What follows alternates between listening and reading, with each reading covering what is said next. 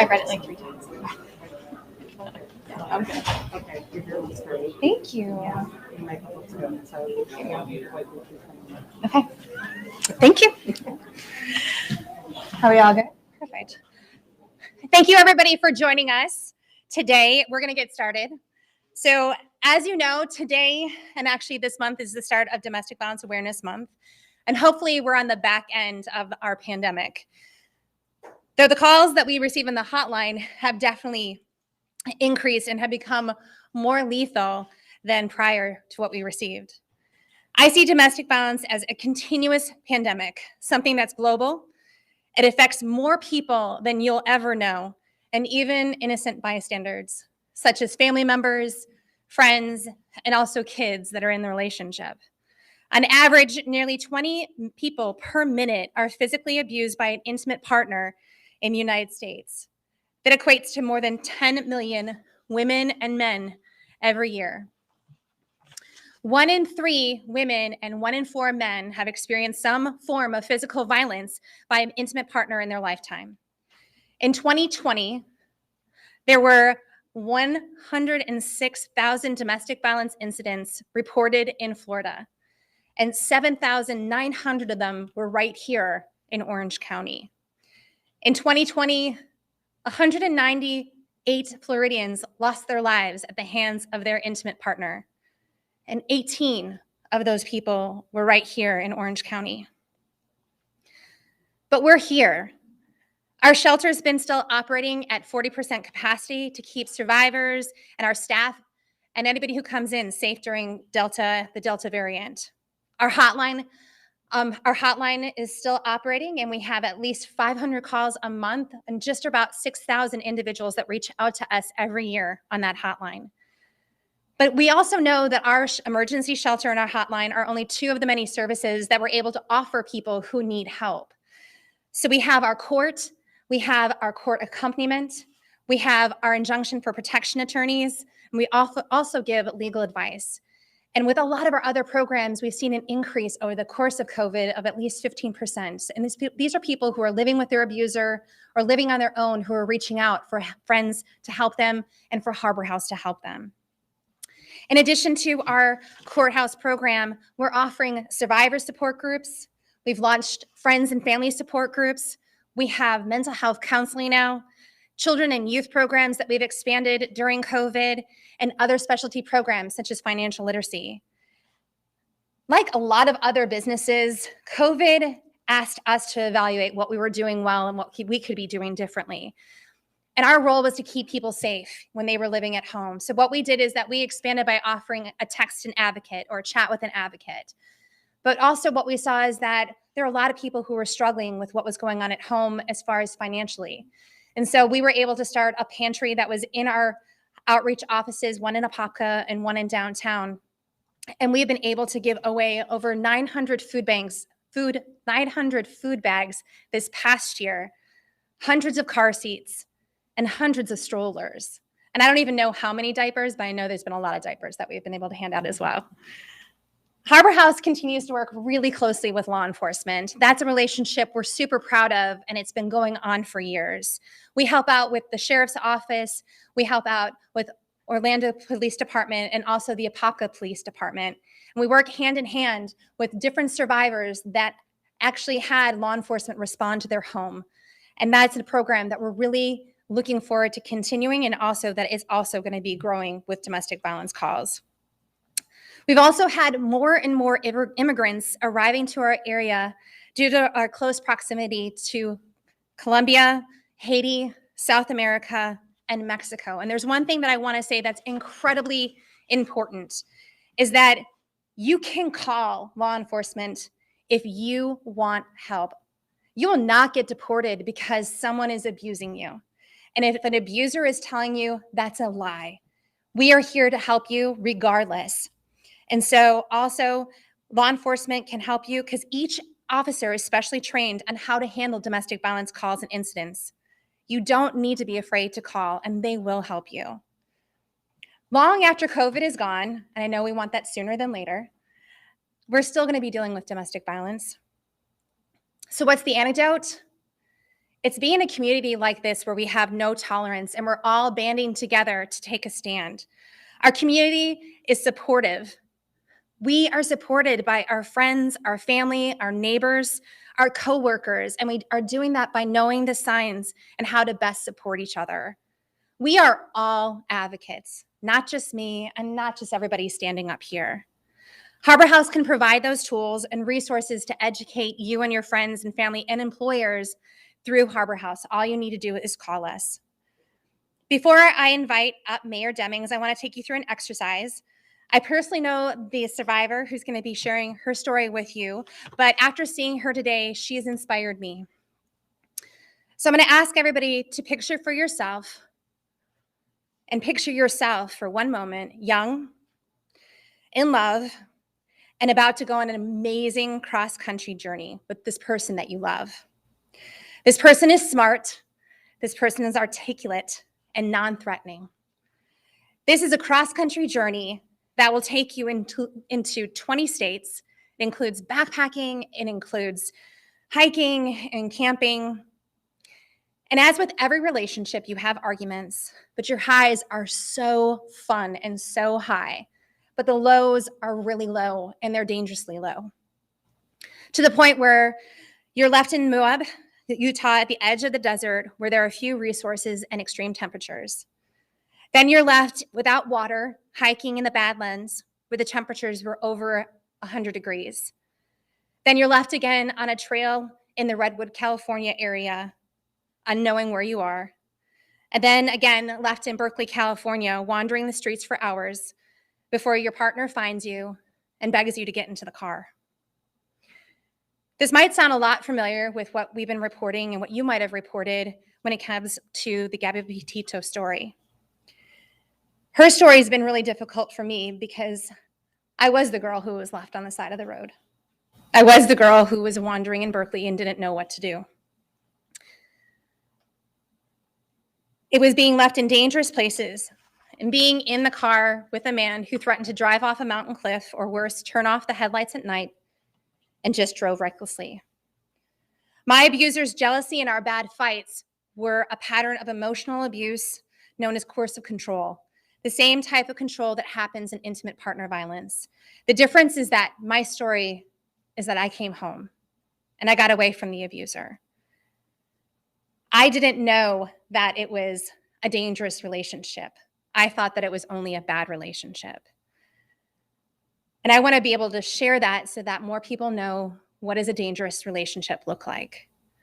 Today, I'm part of the Orange County Domestic Violence Commission, and I'm so proud of the work that we're all doing together so that people can feel safe in our community.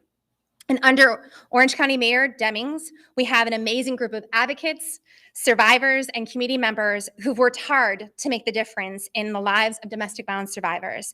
And to share more of this work, I'm going to invite Mayor Demings up for an update.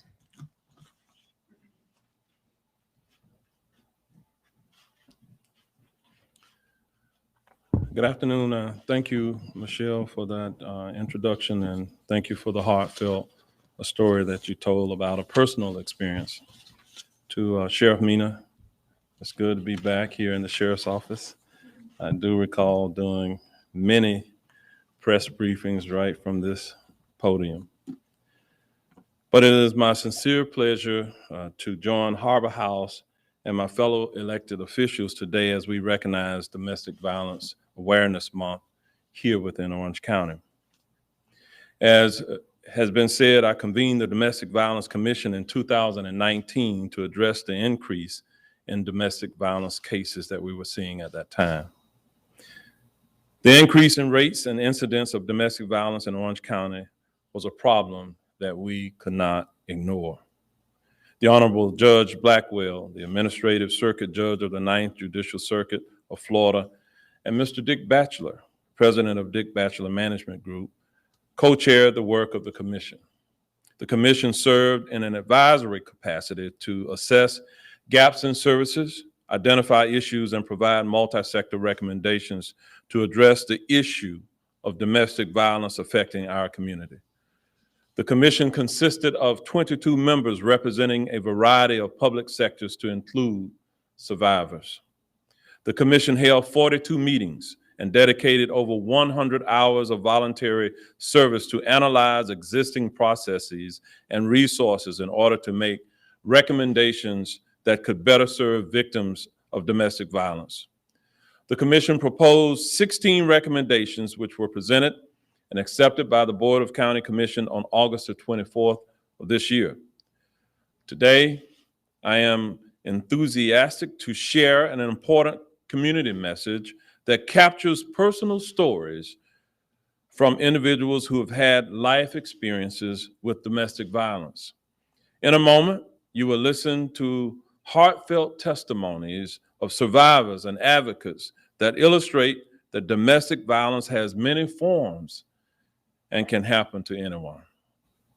I would like to publicly thank the Commission's Public Awareness and Community Education Committee, headed by Heather Wilkie, our very own Orange TV, and my staff for the production of this timely public service announcement. So if you can play the video at this time, it will appear on the monitors.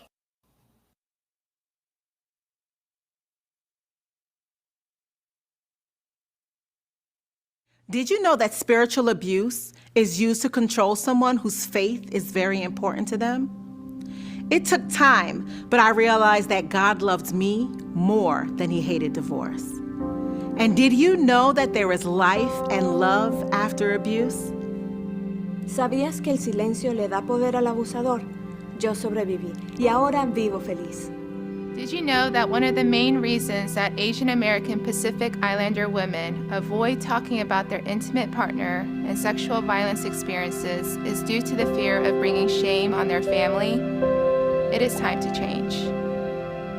Did you know that domestic abuse doesn't always start with physical violence? Abuse gradually escalates over time. Did you know that victims of nonviolent abuse have wounds? You just can't see them with your eyes, but they're still painful. Did you know that domestic violence can occur in all communities with no consideration of race, gender, sexual orientation, or socioeconomic status? It happened to me.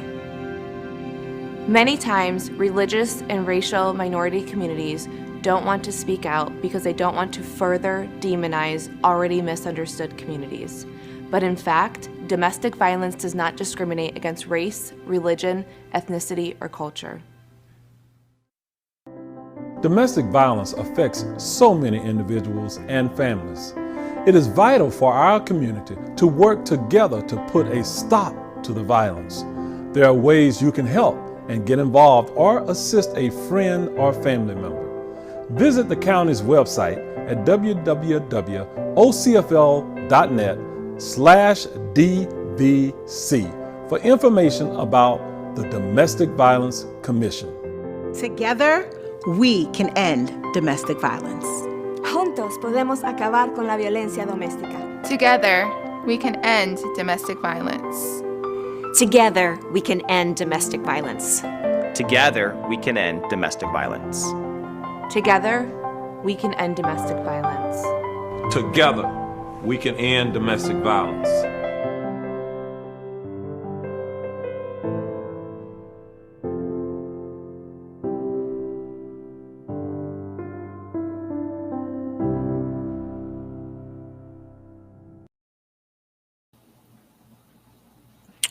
All right.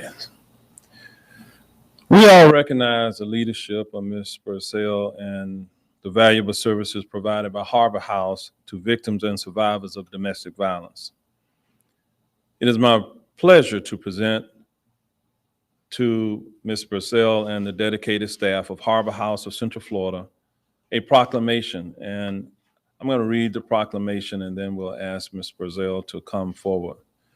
The proclamation reads, whereas domestic violence transcends racial, ethnic, religious, and socioeconomic borders, and and its perpetrators harm their victims, endanger children and animals, traumatize families, and threaten our communities. And whereas in 2020, the total amount of domestic violence offenses in Orange County ascended to 7,900.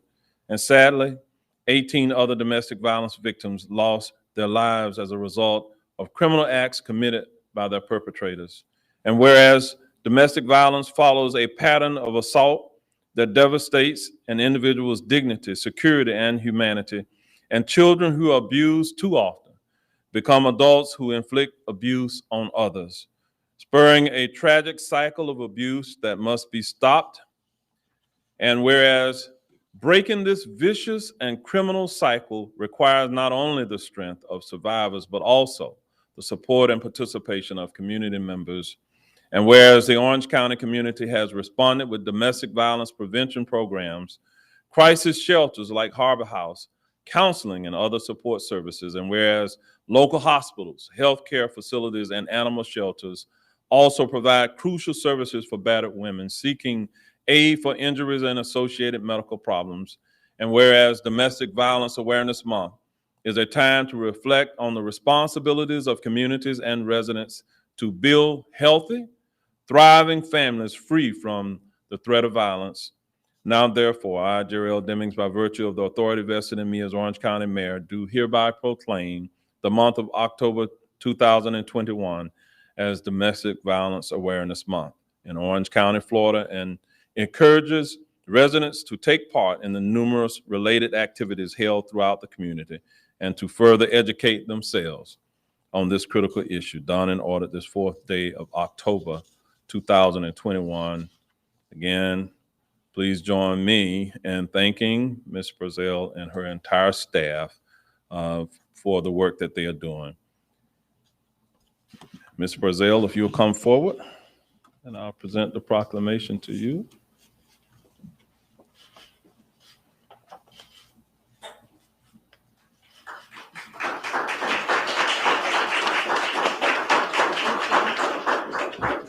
And now it is my privilege to introduce the City of Orlando Mayor, Buddy Dyer.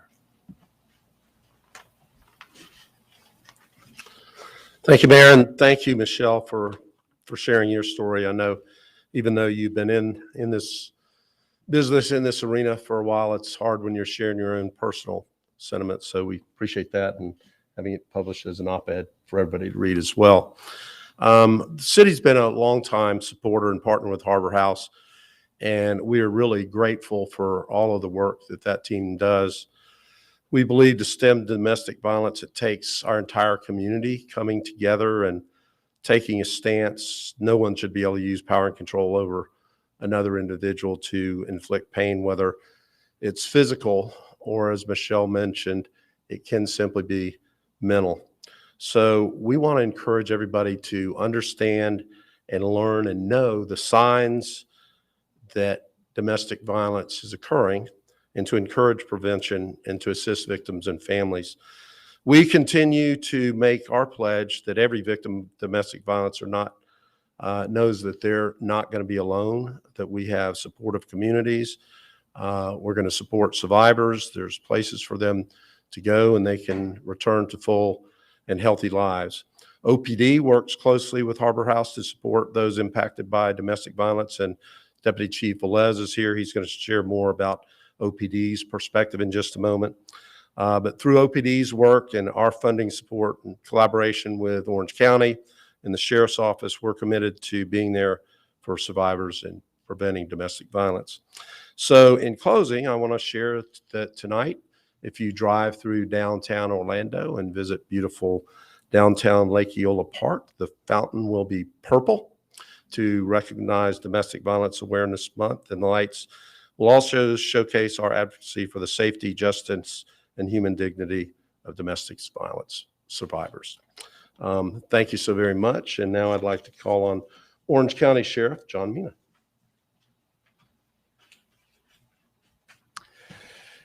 Thank you, Mayor Dyer. Good afternoon, everyone. I am proud to stand with all these leaders in our continuing effort to eradicate domestic violence here in Orange County.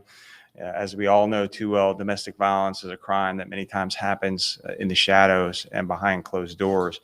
And unfortunately, we have seen that during this pandemic, where many people are prone to stay at home, and we think many of our cases are going unreported. So during this Domestic Violence Awareness Month, we want to make it very clear to all of our community that we are here for them. And we must continue to raise awareness and make sure everyone in our community has those tools available to them to protect themselves, their children, and their pets. At the Orange County Sheriff's Office, we also work closely with Michelle and Harbor House, and have victim advocates housed here at the Sheriff's Office. So we work very closely with them. And I also would like to thank you for telling your personal story, Michelle, and big thanks to our survivor as well. You'll hear from in a minute. So far in 2021, Orange County deputies have responded to 4,300 domestic violence calls. Over 3,700 of those cases and arrests or charges were filed for domestic violence. And even though our number of reported domestic violence cases is up slightly this year compared to last year, like I said earlier, we know that's probably not the full picture of abuse in our community. In 2020, we did see an uptick in domestic violence homicide. It was just for unincorporated Orange County. Last year in 2020, there were 12 domestic homicides. This year in 2021, in unincorporated Orange County, there have been 9 homicides related to domestic violence. And so we know that even one murder is one too many. And that's why all of us here on the stage continue to partner with Harbor House and other leaders in our community to continue to eradicate domestic violence. And together, we want to provide our survivors in the community some great resources.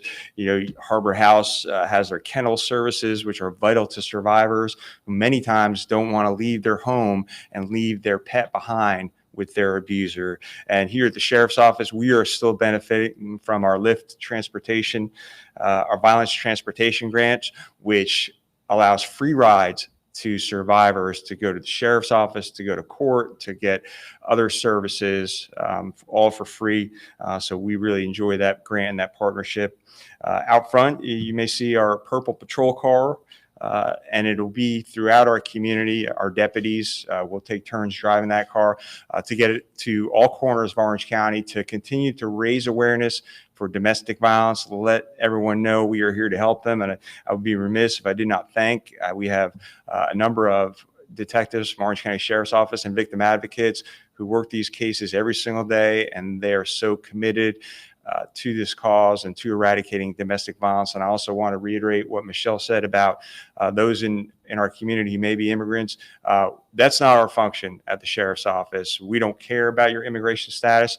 All we care about is putting the abuser behind bars. So certainly we're going to work with you and get you through that trying time. So at this time, I'd like to invite Orlando Police Department Deputy Chief Jose Velez up to the stage. Thank you, Sheriff. And good afternoon. At the Orlando Police Department, we pride ourselves on our responsiveness to crime in all forms, especially responding to domestic violence calls. We work constantly to identify victims in high lethality situations so that we and our partners can intervene before tragedy strikes. On average, our officers respond to about 8 to 10 domestic violence calls per day. In 2020 alone, our officers responded to more than 2,000 calls related to domestic violence incidents.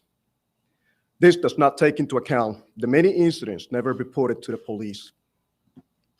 Every officer and employee in the Orlando Police Department knows that as an organization, our core values include the protection of domestic violence survivors and holding abusers responsible. The Orlando Police Department has a specially trained domestic violence response team of 60 members. This team has been described as a model program that has been recommended to be replicated by other departments. In addition, a group of detectives reviews each domestic violence-related incident, regardless of whether it resulted in an arrest. This allows our detectives to go over each case with a set of fresh eyes, ensuring that all proper steps were taken by those at the scene or determining if any further action needs to be taken. None of this will be possible without the invaluable services of the victim services partners that we stand with today at this event.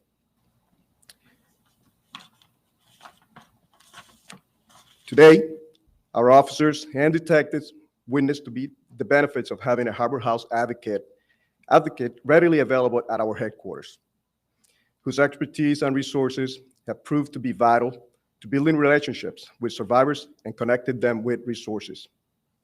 As we continue to end domestic violence through education and early intervention by holding abusers accountable and working with our partners to help survivors, we want to remind our residents that everyone knows someone. If you or someone you know is in a dangerous situation, please reach out. Call us by dialing 911, even if you don't think this is an emergency. Now, I'd like to welcome to the podium Orange County Clerk of Court, Ms. Tiffany Moore Russell.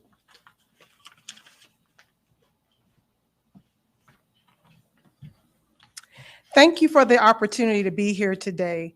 The safety of anyone seeking protection from domestic violence will always be a top priority for me and my office. My office, like all clerks across the state of Florida, receive and process petitions for domestic violence injunctions, or what is better known as restraining orders. While the number of domestic violence cases may be increasing, filings for restraining orders with my office have declined during this pandemic. In 2019, we processed more than 5,000 petitions. In 2020, that number declined to just over 4,000. And so far this year, we are just about 3,000 petitions filed at this time. Restraining orders are essential services that are available year-round at no cost to individuals in need. Restraining orders help survivors in many ways. First, protective injunctions forces abusers by law to stop the abuse or threats. They also prevent abusers from coming near or contacting the survivor and making abusers leave the home or give temporary custody of children to the survivor. Further, the penalty for an abuser that violates a restraining order is arrest.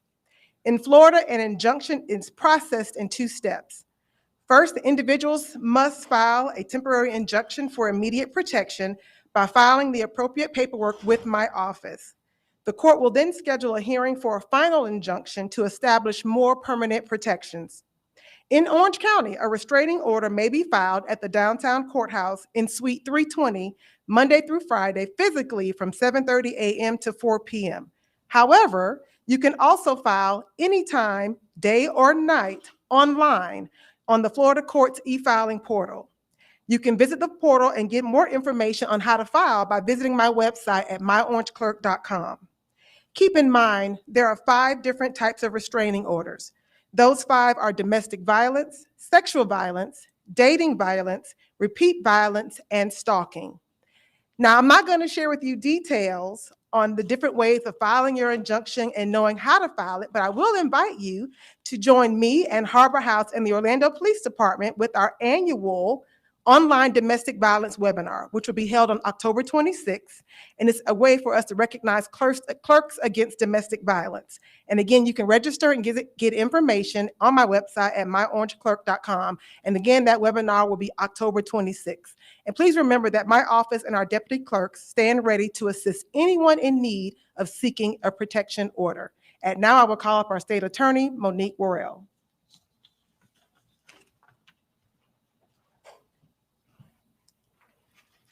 Thank you, Madam Clerk. It is an honor to be here this afternoon with all of my fellow electeds as well as the community. The National Commission on COVID-19 and Criminal Justice shows that there's been an 8% increase in domestic or intimate partner violence during the pandemic. That spike has also been seen by our office and is likely, as has been said previously, an underestimate of what is truly happening in our community. In just 9 short months since I've taken office, my office has received thousands of intimate partner violence cases, hundreds more than this same period last year. The pandemic has led to further isolation and increased risk of harm for victims in all communities and in our circuit in particular. During the month of October, the Office of the State Attorney is sponsoring a social media campaign to increase awareness of domestic violence in our community. The goal is to provide education on healthy relationships, as well as unhealthy or abusive ones, as well as to connect the community members to resources that provide information for victims, families, and those who wish to become engaged in the work to end intimate partner and domestic violence in our community. All Floridians deserve to be safe in their homes and in their communities. Domestic Violence Awareness and Prevention Month is a time to remind all victims, survivors, and those impacted by domestic violence that the Office of the State Attorney stands with you. October is also a time to recognize that all of us in the Ninth Judicial Circuit have a role to play in ending domestic violence in our homes, families, communities, and throughout our state. We hope to continue to work together with our community partners, including Harbor House, Help Now, Orange County Sheriff's Office, and Orlando Police Department. Together, we will build a stronger, safer community where women, children, and families can thrive. I'd like to recognize my domestic violence unit, my staff, attorneys, and victim advocates who have worked tirelessly to resolve these cases during this increase. And I'd like to end by saying, if you are a loved one or a victim of domestic violence, please contact the National Domestic Violence Hotline at 1-800-799-7233. Thank you.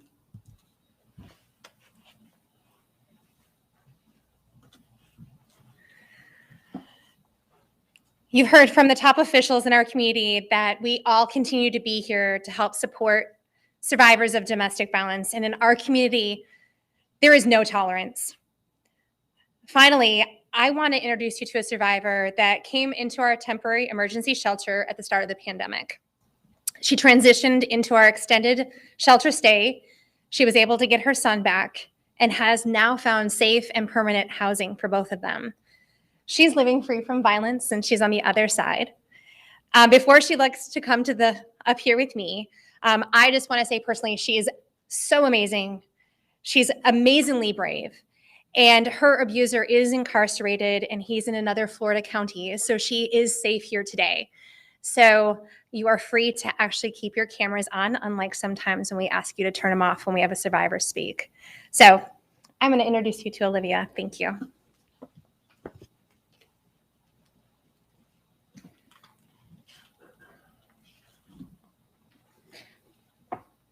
Thank you for asking me to share my story today. I grew up around addiction. Both of my parents made bad decisions in life. As a result, I ended up being raised by someone who I embraced as family. Because of my situation, I started acting out when I was 12 years old. I knew what I was doing was wrong, but I still lashed out and caused trouble as an outlet. When I entered the 9th grade, I was kicked out of school. Although they saw me as gifted, as a result, I was homeschooled. I entered college at the age of 15, but during this time, my biological mom came back into my life. I wanted to spend time with her, so I stopped going to my college classes and dropped out at 18. My first exposure to domestic violence was both verbal and physical at age 16. It was all I ever knew in a relationship. I thought it was love because what I saw growing up, and it was happening to me too. I acted out and I lost jobs as a result of it. I had been abused by every man in my life. It was a cycle that I was not aware of. My first abuser I dated for 2.5 years. He previously had been incarcerated for aggravated assault on a pregnant victim by strangulation. I was that victim. What did I know and how did I know it was wrong? The next relationship 18 months later was my husband. I was his trophy, and within months, I became his property. He became my identity. The shift happened when I became pregnant with our son. He controlled everyone I hung out with, everyone that I spoke to. He alienated me from all friends and family. He belittled me and told me things: nobody wants you, and I will kill you if you leave. I depended on him, so I couldn't leave. The abuse started as verbal and then became physical with a gun, strangulation, and hair pulling. After our son was born, he would punch me and stab me, and his family would even fight me. One of his family members ended up in jail because of it. Believe it or not, I could actually handle the physical way more than I could the verbal. Someone told me that I needed to get out, and I called it a divine intervention. I ended up at a homeless shelter, started to take domestic violence 101 classes at a DV organization where I lived. I filed an injunction, and law enforcement led me to Harbor House after he found me. I had to call the police. Harbor House has been my saving grace. I finally felt safe. When initially I was still scared, Harbor House and the advocates assured me that he wouldn't know where I was. We changed my phone number. I learned about the power and control wheel. I took classes for financial empowerment, repairing my credit, created a budget and a savings plan. Harbor House equipped me with the necessary tools and resources that finally led me to a healthy start. I learned how to live a life differently and freely. Harbor House also helped me get my son back from DCF as a result of domestic violence. He was placed in foster care. He then had a no contact order with his father. After my 90 days in shelter, Harbor House transitioned me into an extended stay program that allowed me to save money, look for a new, safe, and home free from abuse. This also made my son very happy, and even to this day, everyone at Harbor House sees myself and my son as family. From him, Harbor House supported us with his behavioral issues and various transitions and provided me with childcare so that I could work. They also taught me a hands-on approach to parenting and how to provide healthy support for my son. Today, my abuser is incarcerated for life, and my life is beyond my wildest dreams. I've been sober and celibate this whole time. Within the past year, I have been promoted at work 4 times. I validate myself, and I do not need someone to do that for me. I set my own healthy boundaries. I have tools that I can use that I have never had before, including knowing how to live independently. I am no longer a people pleaser. 1 year ago, I didn't have a car, but now I do. I'll be returning to school. My goal is to be the best parent that I can be, own a home one day, and pay my car off. I took advantage of every opportunity that Harbor House presented to me. I am beautifully broken, and I am moving beyond the bruises. Without Harbor House, I would not be who I am today. Thank you so much, Michelle.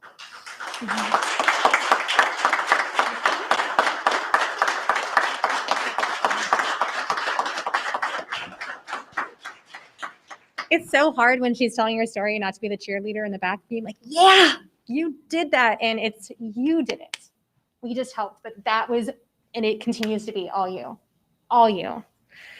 So all of us are dealing with different things, or we've already dealt with it. Something in our life makes us who we are. But given the right opportunities, giving the right timing, and the right person that believes you can set you forward on a journey and on a path that you've always hoped for. You encompass all of that and more. She's moved beyond the bruises, and everybody in this room continues to help more people. And I totally forgot my mask. And everybody in this room continues to help more people move beyond the bruises. And thank you for that. We are available to take questions at this point in time.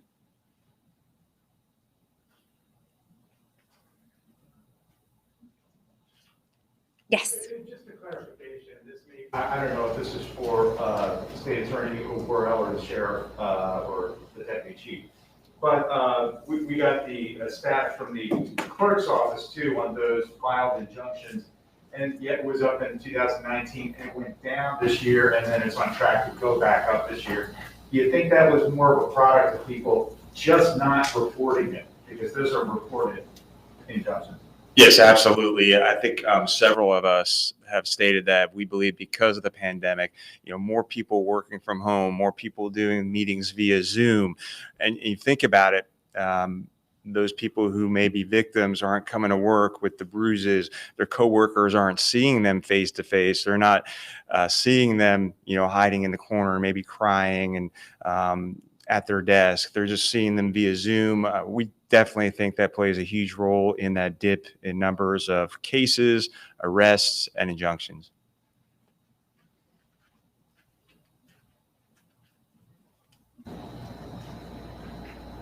Any other questions? Yes? Yes. So this question is for State Attorney Burrell. Obviously, you've seen the spike in cases recently. Kind of talk a little bit in detail in terms of how your office is able to shift the resources around to be able to handle the uptake in cases. So unfortunately, we have seen an increase in all violent crime in our community since the start of the pandemic. And what we have are a bunch of really committed individuals who have worked tirelessly and put in extra hours and longer days that are committed to ensuring that the cases are resolved. What we've seen is an increase in the number of cases that have resulted in pleas as charged. And we've seen an increase in conviction rates for the attorneys that have taken the cases to trial. So we've utilized the resources that we have to address the needs that are great at this time.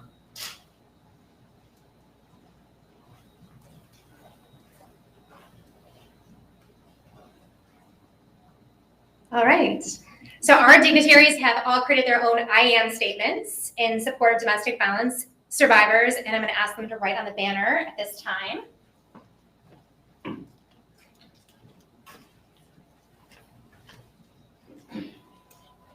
Yeah, you can totally write on this.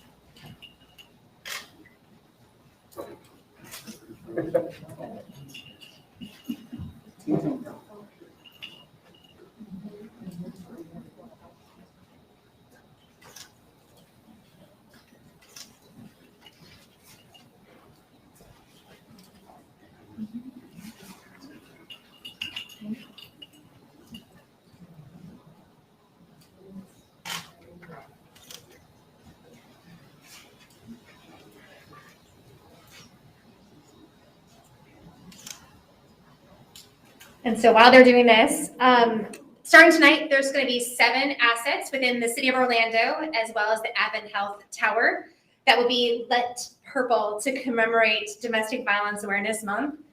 But more, it's in support and in honor of all the different individuals who have experienced domestic violence in their lifetime. As I started off, I mentioned, and so did the mayor, that we've lost 18 lives just this past year to domestic violence. And so when you see those assets tonight, I hope that you do think about those individuals. Thank you again for being here today.